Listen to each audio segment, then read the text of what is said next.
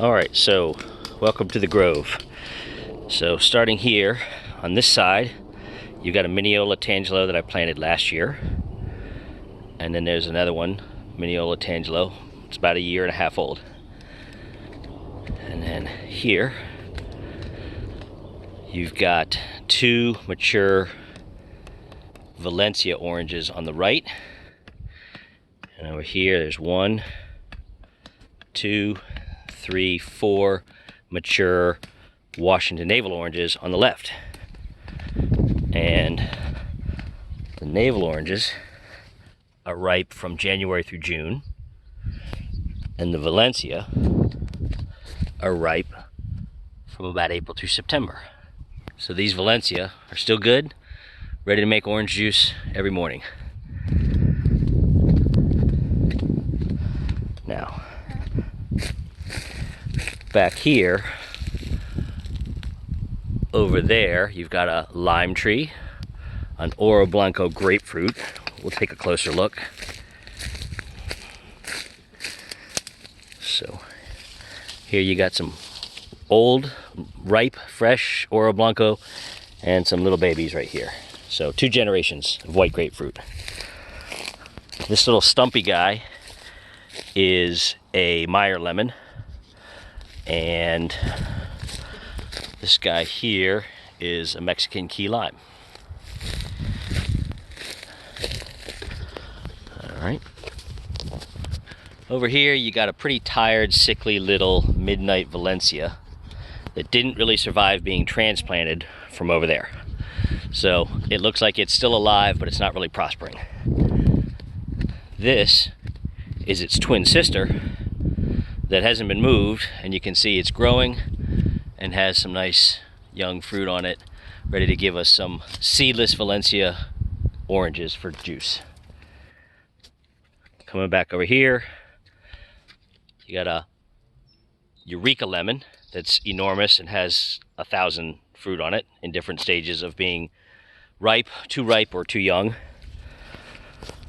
This is a Rio Red pink grapefruit that's about 1.5 years old and doesn't have any fruit on it yet. That is a Star Ruby pink grapefruit that's 3 years old and doesn't have any fruit on it. And it got really badly damaged during the frost a few years ago. Here's another Beers lime. It's got some young fruit on it here. All right. And here is a Cara Cara pink orange. All right, and that's it for the citrus. Now we're going to come over here, and this is a gem avocado, and it should be ripe from April through June, but this gal doesn't have any fruit on it, so it's not going to be ripe until next year. And this is a lamb, sometimes called a lamb Hass.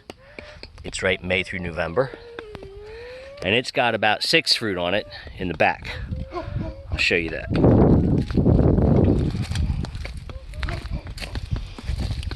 They like to hide underneath.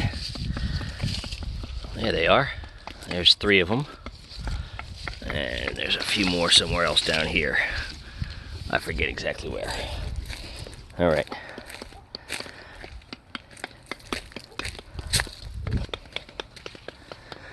This spreading little girl is a reed, and reed are good from May through November. And this one's got fruit in different places. There's one up top, and there's one down below, and there's a few more around the side. All right, coming up here is a Pinkerton, and it's got some nice big guys on there, and a bunch more back here. There's some back there, you can see them. They like to hide inside. And the Pinkerton is good from February through roughly April around here.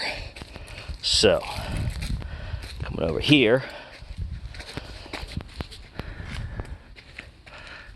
this gal is a Gwen, and it doesn't have any fruit on it, but it gave us some last year. And the Gwen is in the summer, May through August. Over here is another gem. So it's the only one that I have two of, and that's the gem. And the reason I have two gems is because they're supposed to be very productive, and their fruit supposedly doesn't turn brown when it gets into the air, so it doesn't make your guacamole turn brown. So this guy, or girl, is a Fuerte, November through March, so that covers most of the winter, if you can get any fruit on it. This big tree here has been in the ground here for 3 years, and these are the first two little baby fruit that it gave me, and they won't be ready this year. They might be ready by the summertime, or by March. And then finally, last but not least, is a Hass. And this tree, along with the Fuerte and the Reed, were all planted together 3 years ago. And this tree got really badly damaged in the sun, actually in the frost, and it pretty much stunted its growth. So this tree's never made any fruit. And by the way, Hass, February through July, so spring. So this tree here hasn't made any fruit, and this tree's been in the ground for 3 years. That gem and Gwen behind it have been in the ground for 1 year, so they're bigger than it already. So it's just about to get ripped out and replaced with a new one that's not had a little growth stunt problem. All right. Quick backtrack here. Sorry about the dogs. That's life in the farms. So down here you've got an Algerian mandarin, which is also what cuties are made out of. It's got a bunch of fruit on it. This is a Kishu. Lots of fruit on it. These will be ready in the winter, December, something like that.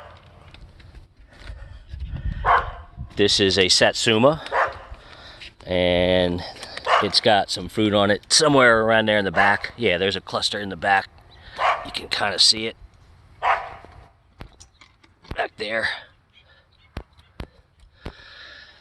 Okay, and then this is a Tango. Tango is also what cuties are made out of. So you see it's got some good fruit on there, nice and green, healthy, growing. These are all four of them have been in the ground for about 3 years. And then this is a Pixie.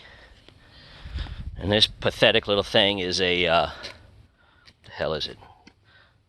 It's a Shasta Gold. Shasta Gold. It's not going to make it. I don't think it's going to grow. It's been in the ground for about 2 years, and I just don't think it's going to make it. I think it's got some problem with the roots. Another Kishu. Another Kishu, because they're my favorite. This is a Gold Nugget. The Gold Nugget is good from February through June. The Kishu is good from November through April. So, in theory, you should have mandarins for all through the fall and all through the winter. That guy back there is a USDA 88-2, also known as a Lee/Nova or Lee Nova or Supernova, because it's a hybrid mix of the Lee and the Nova mandarin, and it's supposed to be amazing, and I'll let you know if it really is as soon as it starts making fruit. Maybe this year. All right. Spice Z Nectaplum, combination of a nectarine, which is a peach, peach offshoot, and a nectarine and a plum. And this is the best stone fruit you will ever have in your life. It's also a beautiful tree. It's big and healthy. It's been in the ground for about 3.5 years. It's at least doubled in size, probably tripled in size. And this is a mid-pride peach, also a delicious stone fruit.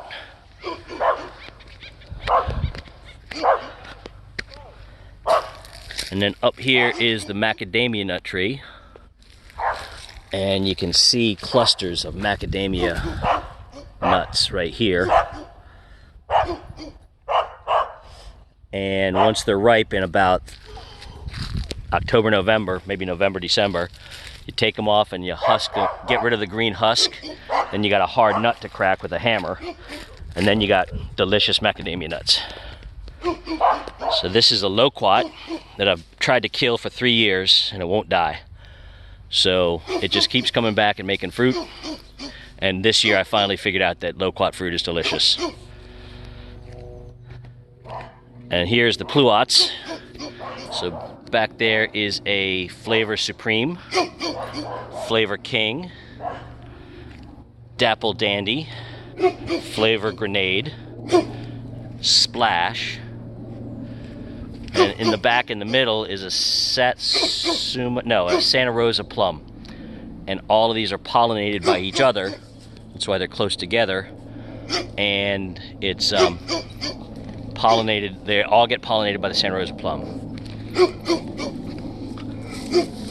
Coming back here, on the lower section, you got a Blenheim Apricot, a pomegranate tree. These will be ready closer to the winter. Some sort of apple tree that just won't die. It's actually making some apples. And a sad little twig of a cherry tree that I don't think is going to live. Over there is a big mature persimmon tree. There are some persimmons right there and there and there and all over the place. It's super productive, makes a ton of fruit. That's a tired old little peach tree that makes tiny little peaches. I'll probably cut it out next year. And got space down there. You can see a little stub for one more tree there.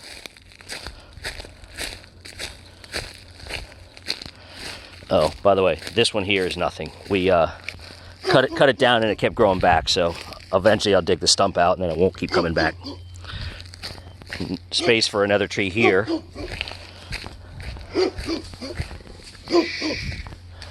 All right, last but not least, it's the olives. So, and here we've got Mission from California. No olives on that one. Arbequina from Spain, birds. And that's got lots of fruit on it, lots of olives, you can see them there. Back there is a Frantoio from Italy. It doesn't have any fruit on it this year. Here's a Merino from Italy, and it's loaded with fruit. Lots of olives all over the place. Back there's another Arbequina, also loaded with fruit.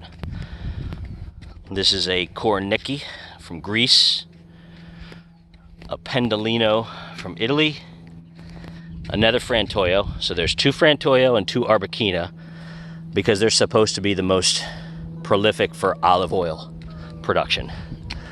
And there's a Santa Caterina from, where the hell is that from?